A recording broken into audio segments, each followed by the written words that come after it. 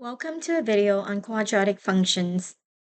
For this example, write the function in vertex form. For letter B, determine the x and y intercepts. Letter C, sketch the function, then determine the min or maximum value of the function, and then finally, write the domain and range in interval notation. So for part A, to write the function in vertex form, we need to know what the h and the k values are. But if you remember, there's a vertex formula if the equation is written in standard form. And that vertex formula is defined as negative b over 2a for its x-coordinate. Once we know what that value is, we can substitute that value into the function to find the y-coordinate of the vertex. So we'll begin with evaluating negative b over 2a.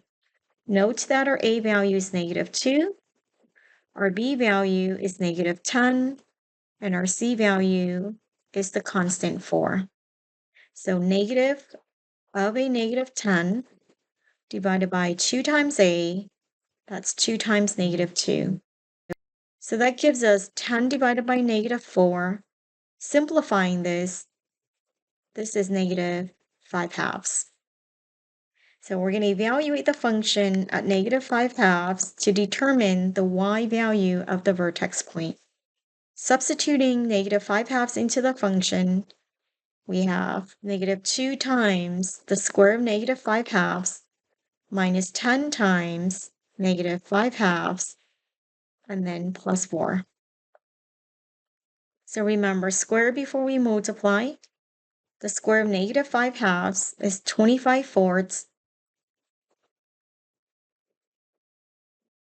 And then negative times negative here becomes a positive number. I'm going to go ahead and just half 10, which turns that into a 5. So we have negative 5 times negative 5, which is positive 25 now, and then plus 4. Simplifying this further, we can divide the 2 with the 4 in the denominator. So that becomes negative 25 halves, and then plus 29. Now, in order to add, we need LCD. Least common denominator would be a 2. So the 29 can be viewed as 58 halves. 58 minus 25 is 33. So we have 33 halves as the y value of the vertex. So let's go ahead and write that out. The vertex is negative 5 halves, followed by 33 halves. And so to determine the vertex form of the function, which is for part A of the problem, we need to express the equation as y equals a times the quantity x minus h squared plus k. We now have the vertex point, which is hk. And our leading coefficient, recall, that was negative 2. And hence, in vertex form, the equation y is negative 2 times the quantity x minus a negative 5 halves. This is our h value, quantity squared, plus our k value, which is 33 halves. If we want to simplify this further, this can be written as negative 2 times the quantity x plus 5 halves squared plus 33 halves. And there is part A of the problem.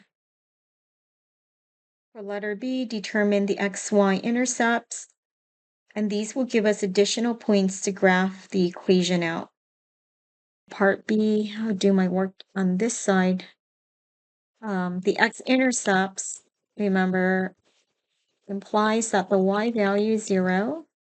So we set function value to 0. We get negative 2x squared minus 10x plus 4 is 0. We now have an equation that we can solve for x. Let's start with taking out the negative 2. So we get x squared plus 5x minus 2. And now to get 0 on the right side, x squared plus 5x minus 2 has to be 0. This equation is non-factorable, so I'm going to use the quadratic formula to solve. So negative b plus or minus the square root of b squared minus 4ac all over 2 times a.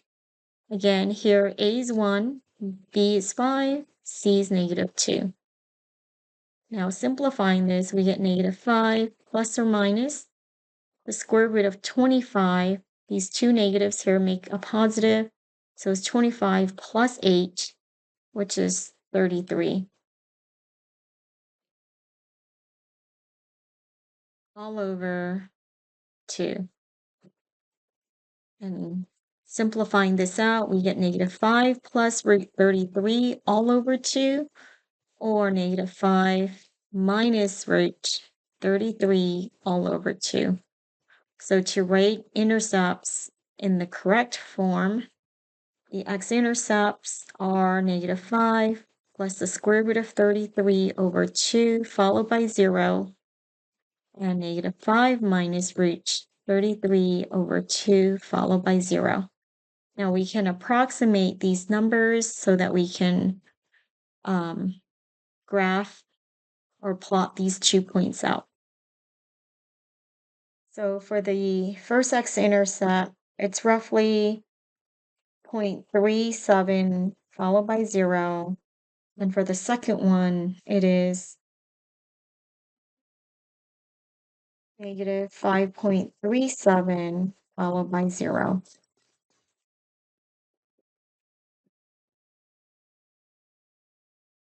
Let's plot these points out. So roughly 0.37 followed by 0 and negative 5.37. So it'll be somewhere out here.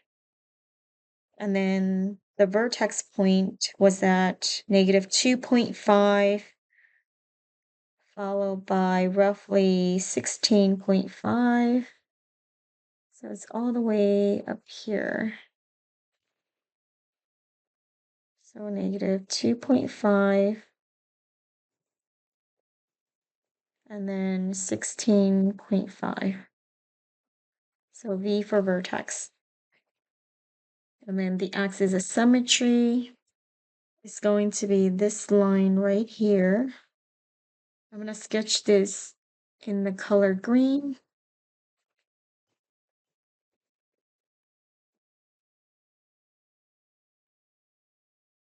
And let's go back to letter B and solve for the y-intercept. That will give us an additional point.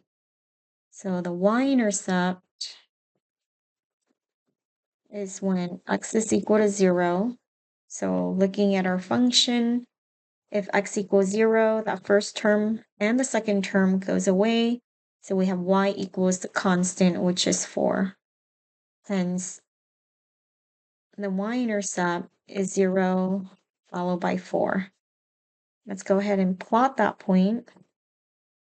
And now we have the vertex as the maximum point, since the leading coefficient here is negative 2, which means it's an upside down parabola.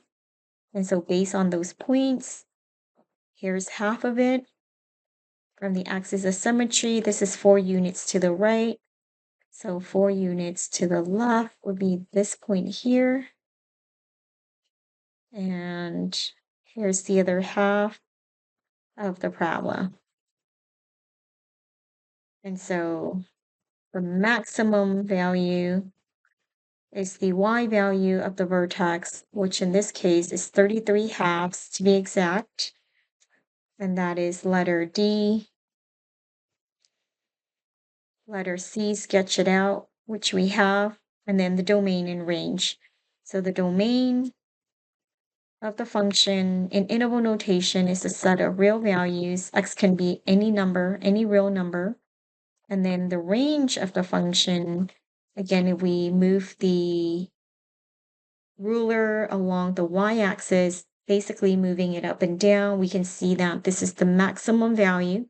So from 16.5, meaning 33 halves, and then all the values below that. So in interval notation, that would be from negative infinity to 33 halves, inclusive of 33 halves, and therefore use the bracket notation for that.